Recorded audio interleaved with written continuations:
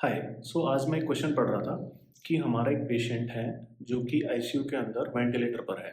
उस पेशेंट को cardiac arrest हुआ। अब हमें उस पेशेंट को सीपीआर प्रोवाइड करना है। तो उस कंडीशन में हम लोग उस पेशेंट को ब्रीथ कैसे डिलीवर करेंगे?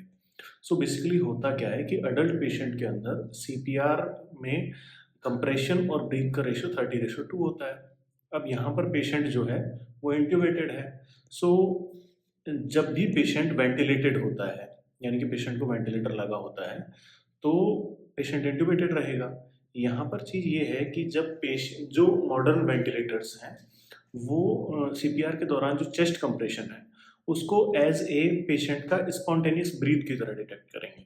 और पेशेंट क्या है, हाइपर वेंटिलेट होने लगेगा, क्योंकि हर बार जब आप चेस्ट कंप्रेस करोगे, वेंटिलेटर उसको as a false spontaneous breath detect करेगा और एक ब्रीथ या फिर ट्राइडल वॉल्यूम डिलीवर करने की कोशिश करेगा।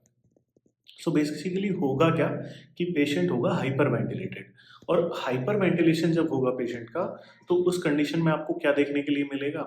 पेशेंट का वीनस रिटर्न कम हो जाएगा और हमें कार्डियक आउटपुट कम देखने के लिए मिलेगा। तो हम इस स्थिति में क्या करते हैं कि पेशेंट को वेंटिलेटर से डिटैच करते हैं, हटा देते हैं वेंटिलेटर को और पेशेंट को एम्बू पर लेते हैं। एम्बू पर लेने के बाद में हमको पेशेंट को हर 6 सेकंड में एक ब्रीथ डिलीवर करनी होती है। ऑलमोस्ट 8 टू 10 ब्रीथ्स डिलीवर करनी है थ्रू आउट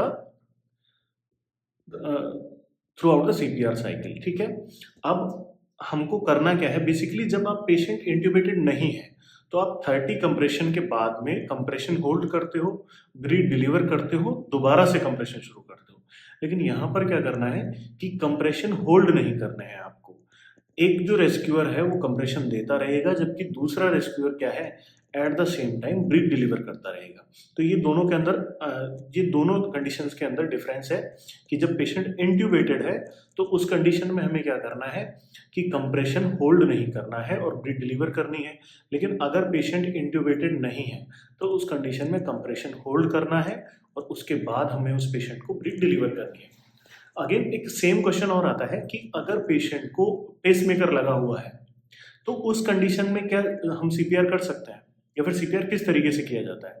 तो बेसिकली होता क्या है कि जो सीपीआर जब हम चेस्ट कंप्रेस करते हैं, तो चेस्ट का compression middle of the chest होता है, जबकि जो पेसमेकर है वो मिडिल ऑफ द चेस्ट में नहीं प्लेस किया जाता है, उसको प्लेस करने की साइड डिफरेंट होती है।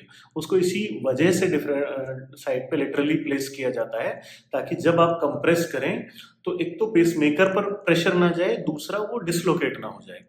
तो हाँ, जब पेशेंट पेसमेकर पर लगा है, तो हम पेशेंट को सेम तरीके से सीपीआर दे सकते हैं।